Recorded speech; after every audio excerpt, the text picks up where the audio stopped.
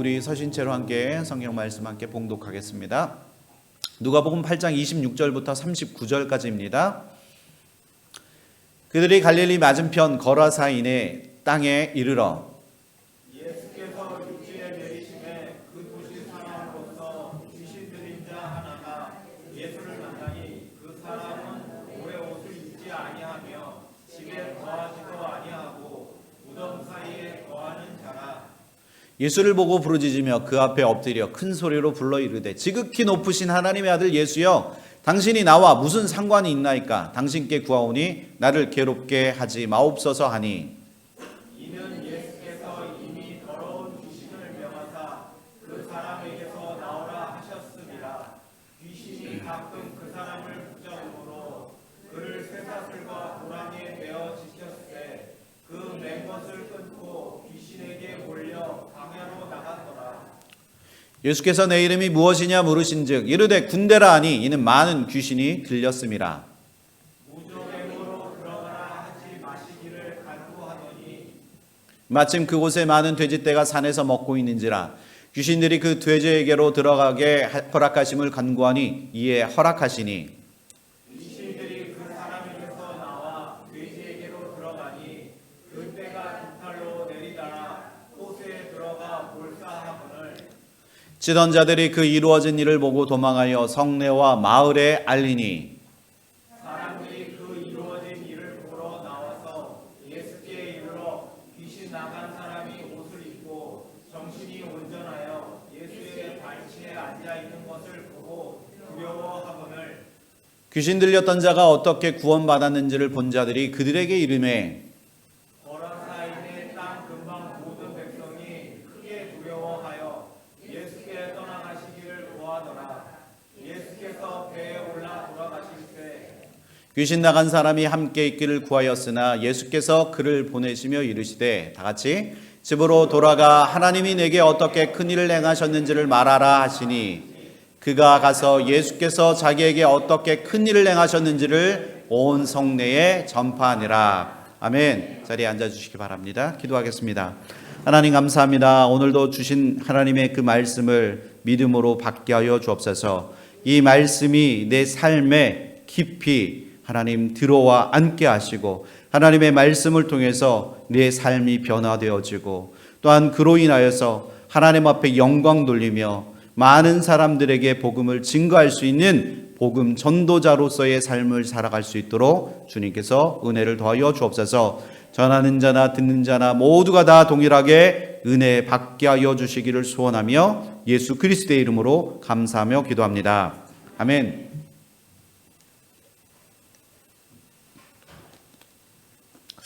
오늘 말씀의 제목은 거라사 광인을 고쳐주신 예수님입니다. 여러분들 오늘 본문을 여러분들 한 번쯤은 복음서 읽으시면서 다 읽어보셨죠? 그래서 이 내용은 여러분들 다 아실 거라고 생각합니다. 오늘 말씀을 통해서 함께 은혜를 나누시는데 아는 내용이니까 더 깊이 한번 생각하시면서 말씀으로 은혜 받으셨으면 좋겠습니다. 예수님과 제자들은 지난주 우리가 이제 말씀을 통해서 보았듯이 이제 배를 타고 이제 갈릴리 호수를 지나 지금 오늘 말씀의 본문의 그 장소인 거라사 지방으로 예수님께서 가셨습니다. 거라사는 예수님의 그 활동 중심이었던 그 가버나움 그에서 이제 갈릴리 호수 건너편, 이제 건너편이면 동쪽에서 남쪽에 위치한 그런 도시였습니다. 거라사는 그 유럽에서 이제 이집트로 가는 그 왕의 도로 위에 위치해 있는데 그 도시는 기원전 332년 알렉산더에 의해서 처음 건설이 되어졌다고 합니다. 이후에 로마 지배에 들어가면서 데카폴리스, 이제 즉 오늘 성경 본문에 나와 있는 그 도시 데가볼리에 총 10개 도시 중에 하나로 발전한 도시가 바로 거라사입니다.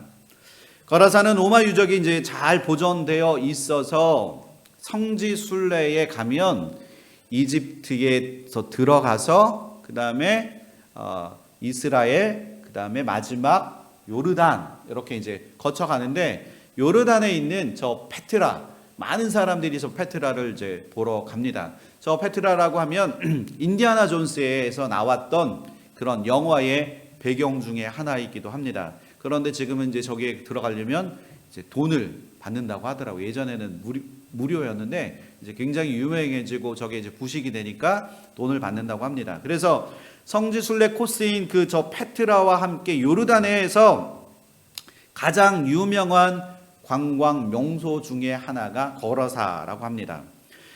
그곳에는 하드리아누스 황제의 그 입성을 이제 기념해서 지은 그 개선문이 있고요. 그리고 당시 개선문이 있고, 그리고 당시 지금도 15,000명이 한꺼번에 들어가는 그 경기장이라고 하면 와 굉장히 크다라고 얘기할 수 있는데, 당시 15,000명을 수용할 수 있는 고대 원형 경기장인 히포드롬, 그리고 그거보다는 좀 작지만 5,000명을 수용할 수 있는 원형 경기장, 그리고 제우스 신전, 아르테미시스 신전, 디오니소스 신전, 이런 것들이 그 거라사 지역의 고대 유물로 굉장히 자주 발견되는 곳 중에 하나라고 합니다.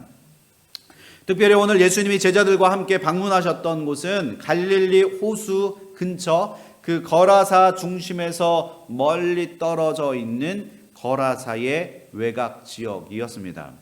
예수님이 거라사에 이제 도착하셨을 때는 그 더러운 귀신 들린 사람이 무덤 사이에서 달려 나와서 예수님을 만난 사건을 오늘 말씀하고 있습니다.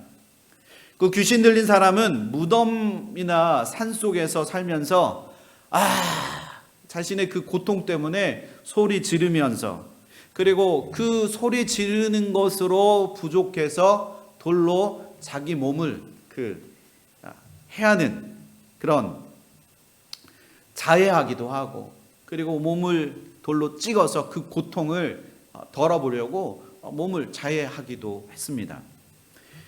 귀신이 가끔 그 사람 안에 이제 그 사람을 이제 이렇게 성경에서 표현하기를 붙잡기라도 하면 그 사람은 난폭하게 변해서 사람들이 더 이상 자기 자신들에게 피해를 입히지 못하도록 쇠고랑으로 그 사람을 묶어 두었지만 결국에는 귀신의 힘이 너무나 세서 그 찬 쇠고랑도 완전히 끊고 광야로 도망갔다고 말씀은 그렇게 기록하고 있습니다. 그는 귀신이 들려 세상 사람들에게 버림받았습니다. 아무도 그를 돌보지 않았다는 겁니다. 그의 가족들조차도 그를 돌보지 않았고, 그는 극심한 배고픔과 허기를 달래며 자신의 그 고통을 누구에게도 호소하지 못한 채 그곳에서 그렇게 혼자 살아갔습니다. 그런데 오늘 예수님께서는 이미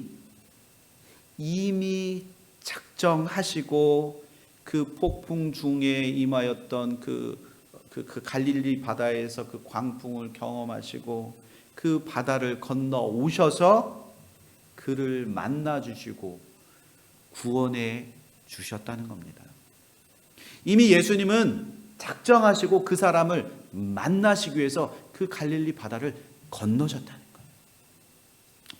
오늘 본문의 그 말씀을 통해서 귀신 들린 이 한 사람을 구원해 주시고 치료해 주신 그 예수님의 놀라운 그 은혜를 여러분들이 경험하시기를 소망합니다. 오늘 말씀 27절 28절에 보면 예수님의 그 존재를 더러운 귀신이 이미 알아보았습니다. 예수님은 바쁘게 자신에게 맡겨진 그 사역을 잘 감당하고 계셨습니다. 그러나 예수님은 바쁜 사역을 뒤로 하고 오늘 바로 이미 작정하고 만나시기로 작정하신 그 한 사람을 만나시고, 그리고 그를 고쳐 주시기 위해서 풍랑이 있는 바다를 건너가셨습니다. 예수님과 제자들은 갈릴리 바다에서 광풍이 한바탕 소동이 일어났지만 예수님의 그 바다를 잠잠케 하신 그 예수님의 그 은혜로 호수를 무사히 건너갈 수 있었다는 것. 때는 저녁이어서 아마도 지금이 11시가 넘었는데도 밖이 좀 그래도 평소보다 좀 어둡잖아요. 이거보다는 훨씬 더 어두운 시간이었을 것입니다. 예수님께서 육지에 내리시자마자 자, 그들에게 어떤 일이 벌어집니까? 갑자기 무덤이라고 하면 벌써부터 무섭잖아요. 그런데 그 무덤에서 갑자기 귀신 들린 자가 이렇게 갑자기 어흥은 하진 않았겠지만 갑자기 그 이상하게 생긴 사람이 딱 나타나서 모두가 다 깜짝 놀랐을 것입니다.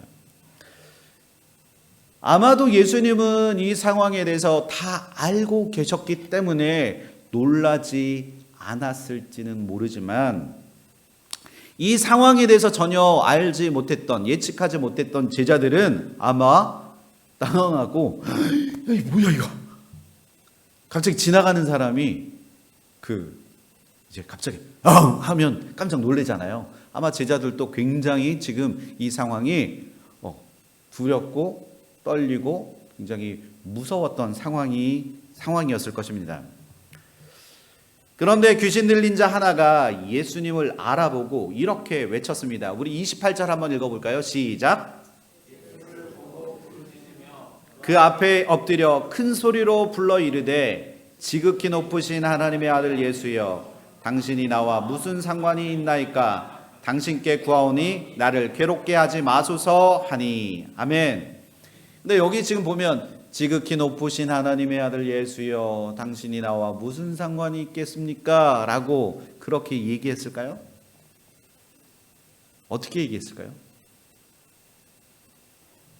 아마 제가 읽으면서 느꼈던 거는 소리를 꼬레골 지극히 높으신 하나님의 아들 예수여, 당신이 나와 무슨 상관이 있습니까?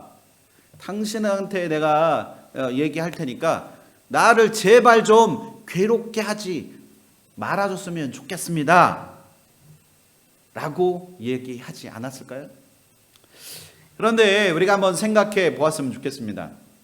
제자들은 예수님과 동거동락하기를 몇 년 하셨나요? 3년 동안이나 동거동락하고 먹고 자고 배우고, 그리고 예수님이 행하셨던 많은 그 이적과 기적들을 예수님 바로 옆에서 직접 체험했지만, 그럼에도 불구하고 제자들은 예수님이 누구신지 전혀 알지 못했다는 겁니다. 그래서 때론 예수님께 그 제자들은 책망도 들었습니다. 그런데 여기 귀신 들린 자는 예수님이 누구신지 귀신같이 알아보았습니다. 하나님의 아들 예수여! 그런데 오늘 본문 아까 읽은 28절에 그 귀신 들린 자가 절한 것은 결코 예수님께 경배하는 행위가 아니고 예수의 능력에 굴복한 그런 표현이라는 겁니다. 귀신들은 예수가 초자연적인 능력을 가진 분임을 너무나 귀신같이 잘 알고 있습니다. 그러나 이러한 귀신의 고백은 예수와 화해를 하기를 원해서가 아니라, 그리고 예수께 대한 복종과 신앙 고백을 베드로처럼 하기 위함이 아니라는 겁니다. 단지 예수님의 그 마음을 약하게 해서 적절하게 타협한 후에 자기가 먼저 예수 앞에 좀 세게 나가서 그냥 그곳을 빠져나가려고 하는 그 악한 그런 술수에 지나지 않습니다. 자, 우리도 종종 이런 난처한 상황에 이제 처해 있을 때 내가 만나지 말아야 할 사람을 딱 지나가다 만났을 때 우리는 말을 얼버무리거나 위급한 상황을 회피하려고 하는 경우들이 종종 우리에게도 생겨납니다. 행여나 내가 어떤 그 말을 했는데 그것이 거짓이었어. 그러면 내 거짓이 들통나거나 민망해서 계속 거기에 있을 수 없는 상황에 처해 있을 때 그냥 그래 당신 말이 맞아. 알았어. 그렇게 인정해주고 위기를 모면하려고 하는 경우들도 우리도 종종 있다는 겁니다. 꼭 거짓말이 아니다 치더라도 나에게 불편한 그 상황이 딱 주어지면 그냥 그 상황을 빨리 회피하려고 합니다. 오늘 본문에 나타난 귀신의 그 고백은 하나님의 아들 예수여, 이 모든 이 귀신이 한 말, 이것은 100% 귀신이 한 말 중에는 다 100% 사실입니다. 믿으십니까? 안 믿으세요? 하나님의 아들 예수여, 이 말이 사실인가요? 사실이 아닌가요? 하나님의 아들 100%, 귀신은 100% 하나님의 존재를 알아보고 귀신같이 지금 말했다는 겁니다. 반면에 제자들은 아직 예수의 정체를 알지 못해서 그들은 오히려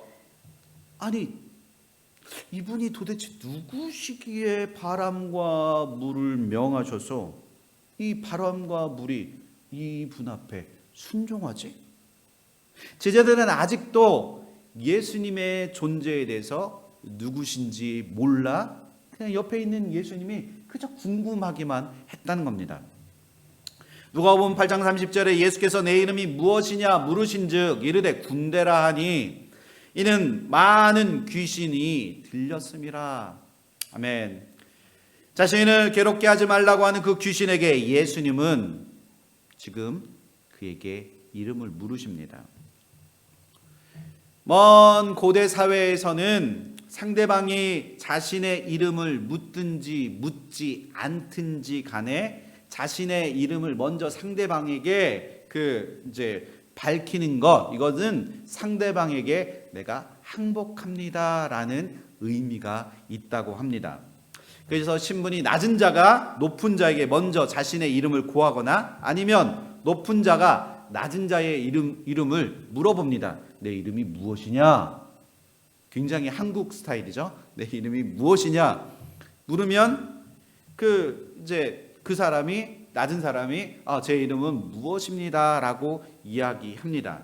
행여나 이름을 모른다면 자신의 이름을 그 낮은 자의 이름을 묻는 것, 이것이 굉장히 일반적인 이름을 묻는 그런 행태입니다. 이런 의미로 예수님이 귀신들에게 내 이름이 무엇이냐라고 물으신 것도 예수님이 귀신들의 이름을 결코 몰라서 묻는 것이 아니라 귀신들에게 자신의 이름을 말하게 함으로써 귀신들의 그 정체를 밝히시려고 하는 그 예수님의 그 숨은 의도가 그 안에 있다는 겁니다. 그러면서 귀신아 내 앞에 무릎 꿇고 나를 경배하라. 예수님께서 그렇게 말씀하고 계신 것입니다. 야고보서 2장 19절 말씀에 내가 하나님은 한 분이신 줄을 믿느냐? 잘하는도다. 귀신들도 어떻게 한다고요? 믿고 떠납니다. 하나님 예수 그리스도를 아는 귀신들은 하나님의 존재를 믿고 그들은 떨고 있습니다. 여러분들도 잘 아시겠지만 귀신은 타락한 천사들입니다. 귀신들은 하나님을 가장 잘 알기 때문에 두려워 떨기도 하며 엎드리기도 합니다. 이렇듯 자신의 그 정체를 그들은 떳떳이 예수님 앞에 나왔을 때 떳떳이 자신의 정체를 드러내지 못합니다. 그런데 그들의 정체를 자세히 알 수 있는 방법, 그것은 그들의 그 사람 안에 들어가 있는 그 귀신의 정체를 알기 위해서는 그 귀신의 그 성품, 어떻게 하는지 그 말과 행동, 그 안에 그 성품을 보면 그 귀신의 정체가 드러난다는 겁니다. 귀신 들린 사람이 가장 못하는 것 중에 하나가 여러분들 뭔지 아세요? 좀 내용이 좀 좀 시리어스하긴 하지만 그래도 재미있게 한번 내가 이제 귀신 들린 사람을 누가 옆에 힘들어하는 사람이 있다면 내가 저 사람을 위해서 내가 기도하겠어. 그렇게 그런 마음으로 임해 주셨으면 좋겠습니다. 자, 귀신 들린 사람이 가장 못하는 것이 뭐 같으세요?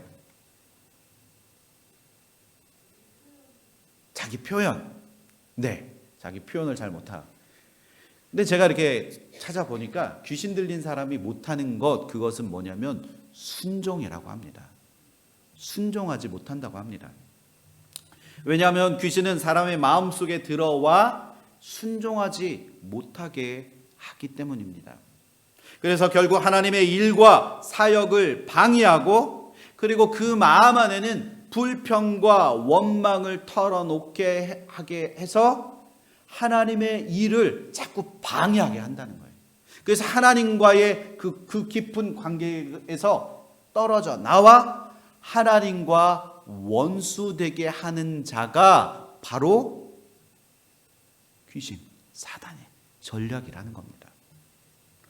그러면 우리가 어떻게 귀신에게 사로잡히지 않고 죄 가운데서 우리가 참 자유를 얻을 수 있을까? 우리가 이것을 한번 생각해 보아야 합니다. 요한복음 8장 31, 32절에 보면 우리 한번 읽어볼까요? 시작. 진리를 알지니 진리가 너희를 자유케 하리라. 아멘. 여기서 말하는 진리가 무엇일까요? 말씀이신 예수 그리스도를 알아라. 그러면 말씀이신 예수 그리스도가 너희를 죄 가운데서 자유하게 하리라. 아멘. 아멘. 우리는 진리의 말씀 안에 거할 때 죄에서 자유를 얻고 우리는 예수님의 참 제자가 되어질 줄 믿습니다. 그 진리로 인하여 우리는 예수님의 말씀이신 예수 그리스도로 인하여 우리는 자유를 얻게 됩니다. 말씀 안에 거한다는 것은 그리스도의 참된 제자로서 말씀 안에서 지속적으로 살아가겠다는 그런 확고한 내 안의 의지와 결단이 수반되어지는 것입니다. 그래서 그리스도인이 된다는 것은 하나님의 말씀의 그 통치와 인도에 대한 그 전적인 순종을 의미합니다. 내가 예수님을 믿기로 작정하면 그 예수 그리스도 한 분으로 인하여 내가 순종하는 것, 그것이 우리 안에 필요합니다. 그렇게 말씀에 순종할 때 우리는 예수님의 참 제자가 되는 것이고, 그리고 그리스도인으로 살아가겠다고 하는 것 자체가 순종의 의미를 담고 있고, 진리, 예수님의 그 진리 안에서 우리는 자유를 얻게 될 줄 믿습니다. 그러므로 귀신에게 사로잡히지 않으려면 진리 대신 예수님의 그 말씀 앞에 우리가 말씀에 절대적으로 순종하는 길밖에 없다는 겁니다. 하나님을 붙잡고 하나님의 말씀 안에 내가 있으려고 하는 말씀이 그 말씀을 붙잡고 내가 순종하면 우리는 귀신에게 사로잡히지 않는다는 겁니다. 어떤 무서운 상황이 있을 때 대적하십시오. 예수 그리스도의 이름으로 명하노니 악한 것들은 떠나갈지어다. 예수 그리스도의 이름으로 명할 때 악한 것들은 떠나가고 더 이상 나를 힘들게 하는 그 악한 상황은 더 이상 존재하지 않게 될 줄 믿습니다. 더 이상 침범하지 않게 될 줄 믿습니다. 그러므로 진리 대신 예수 그리스도 앞에 나와 믿음으로 그 순종 앞에 수반되어져야 하는 것은 바로 예수 그리스도를 그 믿는 믿음 안에서 순종해야 함을 여러분들 기억하셨으면 좋겠습니다. 예수님이 나의 아버지 되시니까, 예수님이 나의 구원자 되시니까, 예수님이 나의 치료자 되시니까 내가 그 하나님의 말씀을 의지해서 예수 그리스도의 말씀에 의지해서 하나님 내가 아픈 곳이 있다면 하나님 그 말씀에 의지해 하나님 치유된 줄 믿습니다. 하나님 치료하여 주옵소서. 말씀으로 순종할 때 하나님께서 놀라운 하나님의 그 기적을 여러분들 가운데 하나님께서 베풀어 주실 줄 믿습니다. 오늘 예수님은 귀신 들린 그 사람 속에 들어와 있는 그 귀신을 예수님께서 쫓아주십니다. 29절에서 33절까지 그렇게 말씀 안에 있는데요. 29절에 이는 예수께서 더러운 귀신을 명하사 그 사람에게서 나오라 명하셨습니다. 예수님은 이미 더러운 귀신의 그 존재를 이미 다 알고 계셨습니다. 그 사람을 힘들게 하고 있다는 것 또한 예수님은 이미 다 알고 계셨습니다. 그래서 예수님은 더러운 귀신을 쫓아내기 위하여 그 사람 속에 있는 그 귀신에게 명령합니다. 뭐라고 명령합니까? 그 사람에게서 나오라. 그 사람에게서 나오라. 예수님께서 그렇게 명령하셨습니다. 그리고 귀신의 이름을 다시 한번 물어보십니다.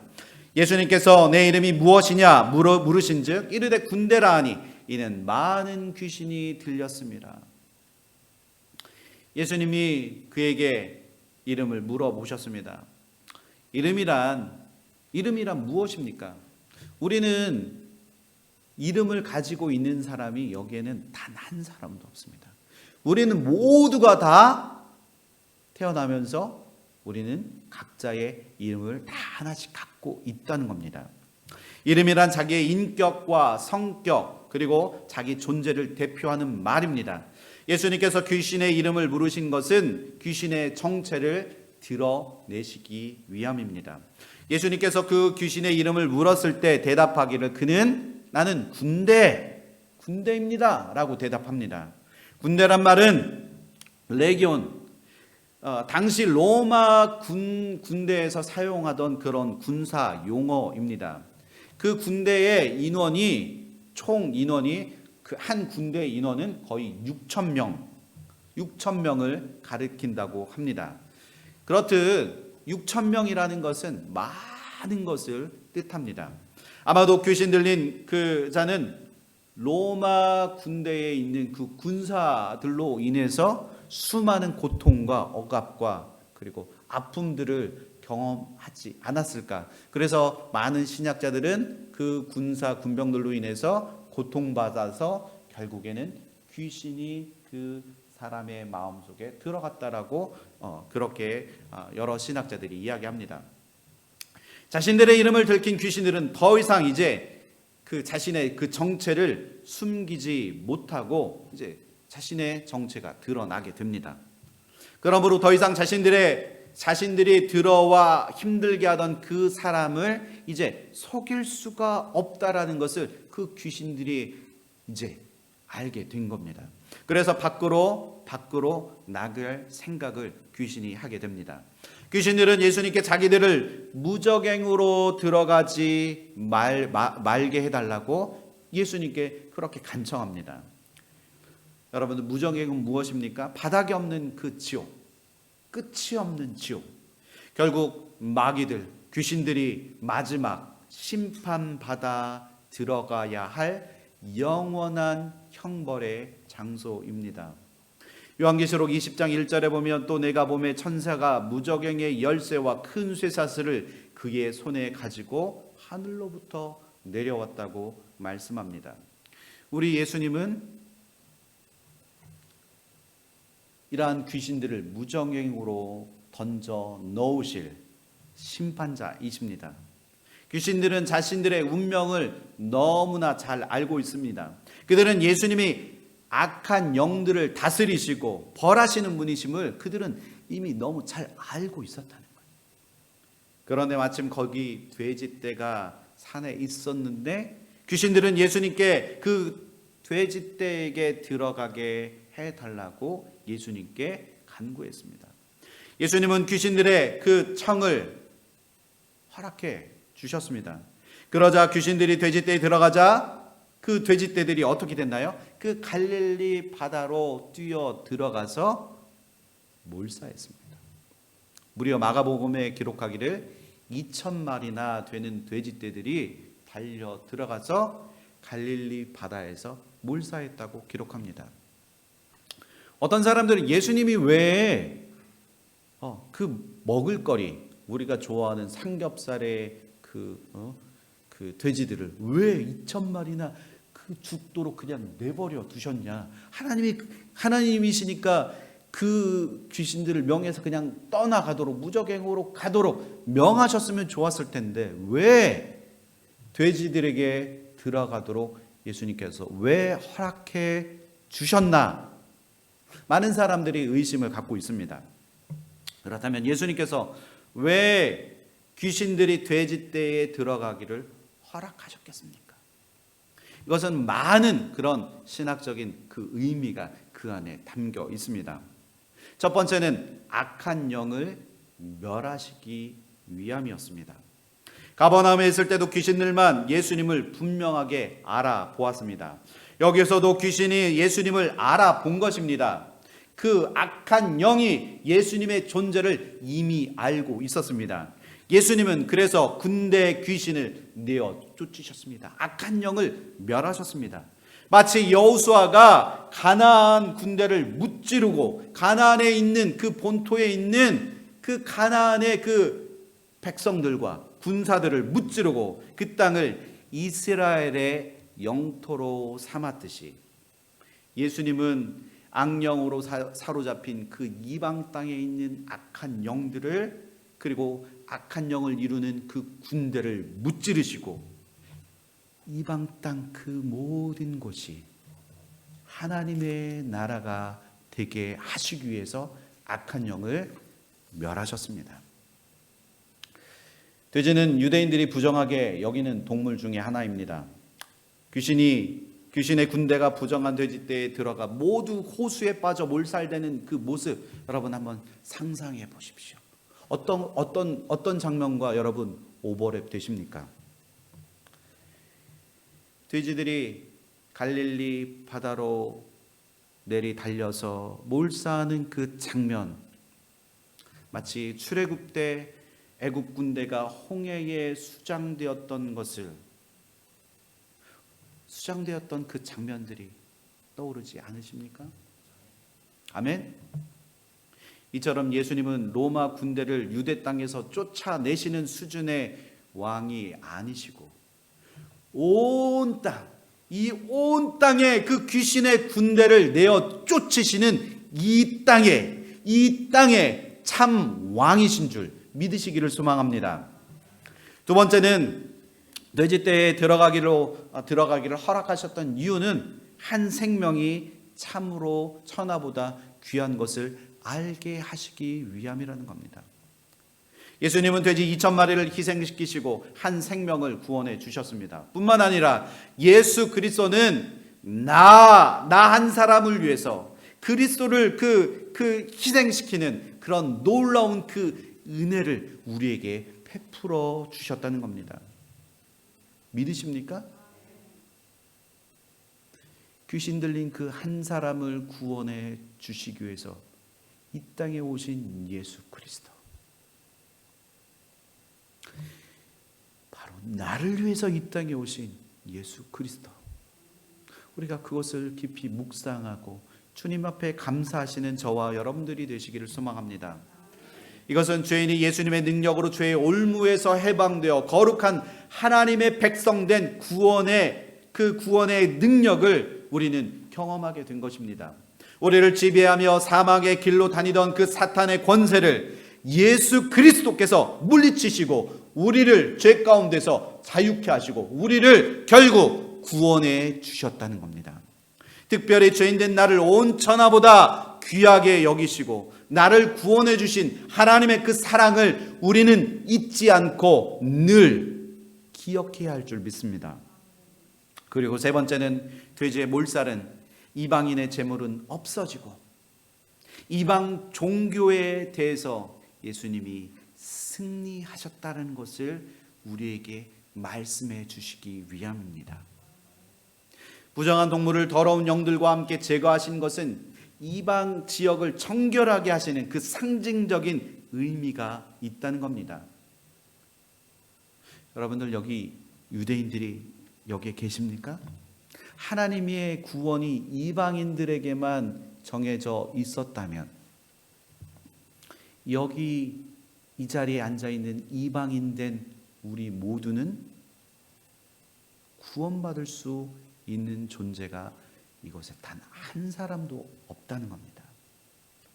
이방인 되었던 그 우리, 이방인 된 우리를 예수님께서 정결하게 씻어주셔서 하나님의 구원 계획에 우리 모두를 포함시켜 주셨다는 겁니다. 그래서 우리가 이 자리에 앉아 있을 수 있는 것이고 우리가 영원한 그 천국을 소망하며 이 땅에서 하나님과 함께 버타며 하나님과 함께 예배하며 살아갈 수 있는 이유가 바로 이것 때문이라는 겁니다. 여러분, 우리의 모습을 한번 들여다 보았으면 좋겠습니다. 우리의 모습 또한 거러사 광인의 모습과 별반 다를 게 없습니다. 주님이 우리를 만나 주시지 않았다면 아직도 우리는 광인과 같은 그런 모습으로 살아가고 있지 않았을까요? 여러분, 내 안에 있는 진짜의 모습은 어떤 모습입니까? 우리의 모습 안에는 세상 이기적이고 정욕적이며 그냥 내가 원하는 대로 내 소욕대로 살아가려고 하는 그런 나의 이기적인 마음들이 내 안에 고스란히 아직도 남아 있습니다. 하나님의 은혜로 날 채우지 않으면 자꾸 내 안에 있던 이 이기적인 욕망과 정욕과 세상적인 마음들이 자꾸 나를 뚫고 나옵니다. 그래서 나의 마음을 아프게 하고 힘들게 하고 그리고 옆에 있는 사람들을 자꾸 힘들게 하는 것이 바로 나의 모습이라는 겁니다.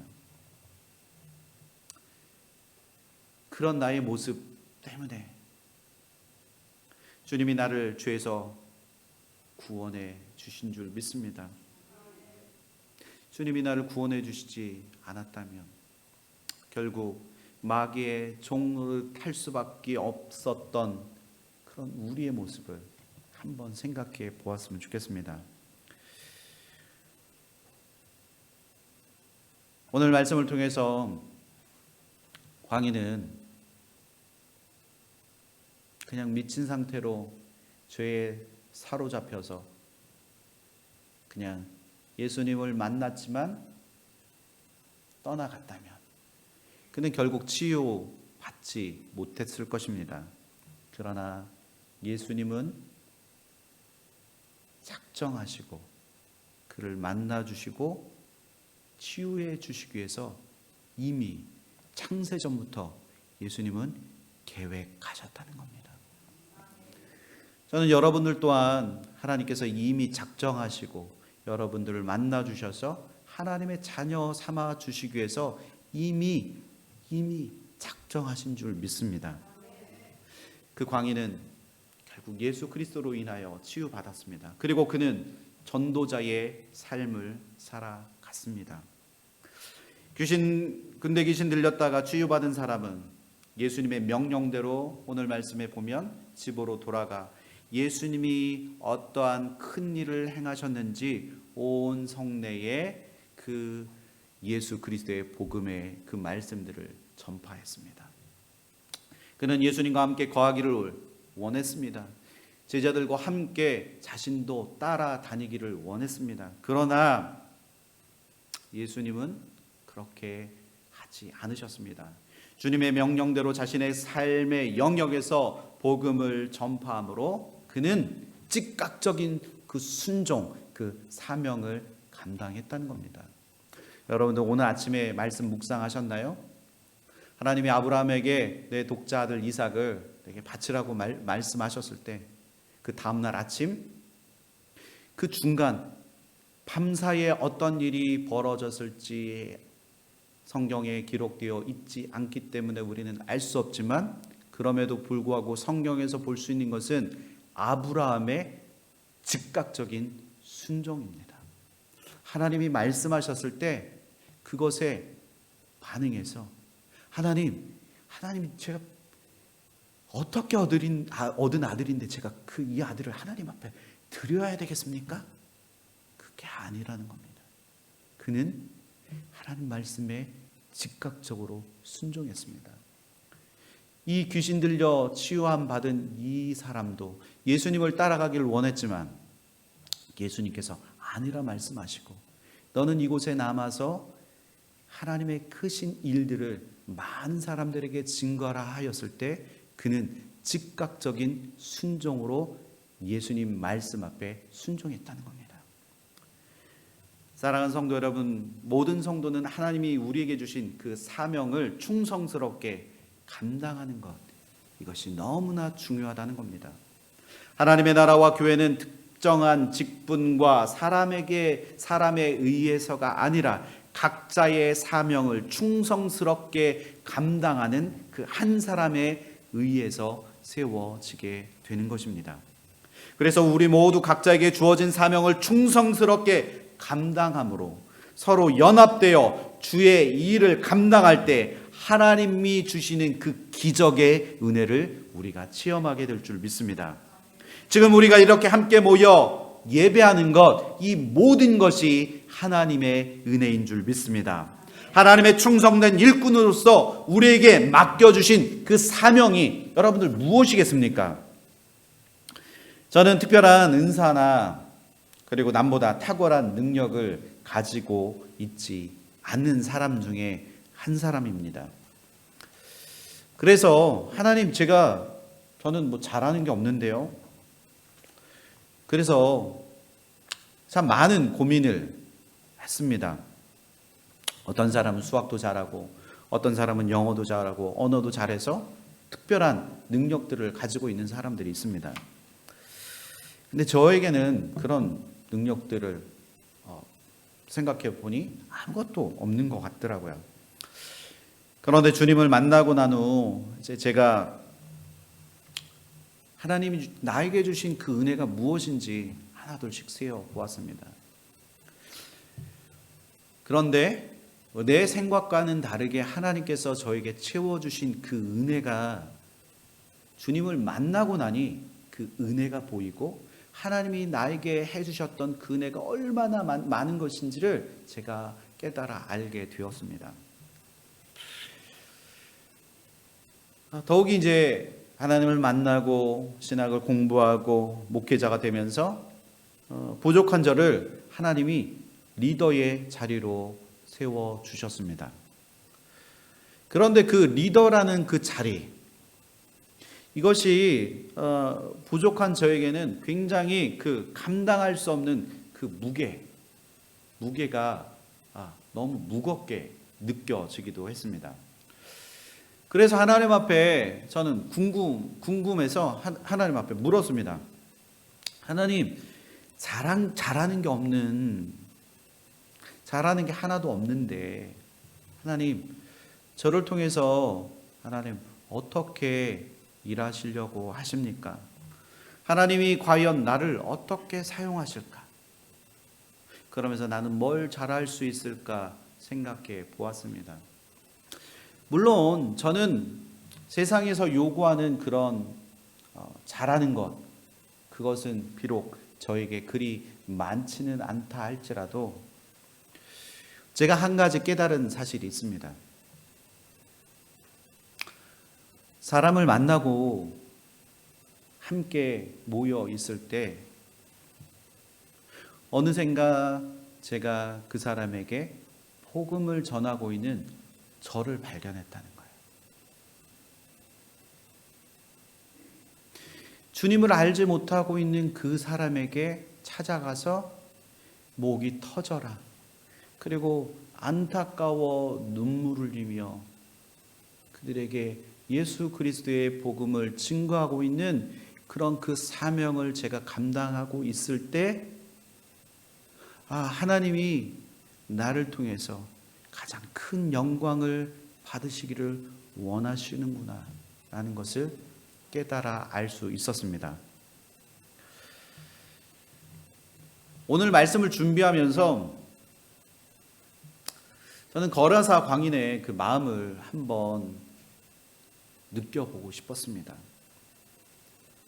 그런데 그 거라사 광인의 그 모습을 보면서 제가 가장 많이 느꼈던 건 뭐냐면 외로움이었습니다.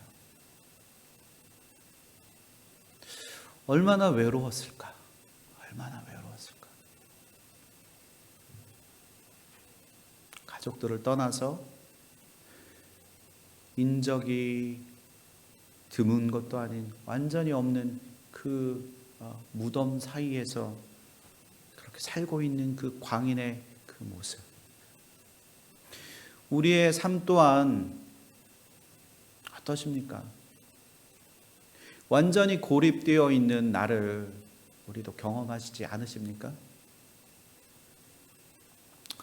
때로는 사람 앞에 기대고 싶지만 철저히 고립되어서 너무 외로웠던 적이 여러분들 얼마나 많으셨습니까? 그리고 그 광인의 그 모습을 보면서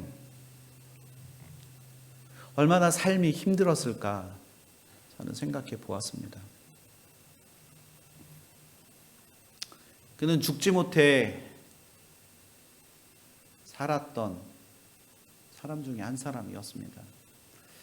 저는 그 광인을 묵상하며 그의 비참한 마음이 자꾸 느껴졌습니다.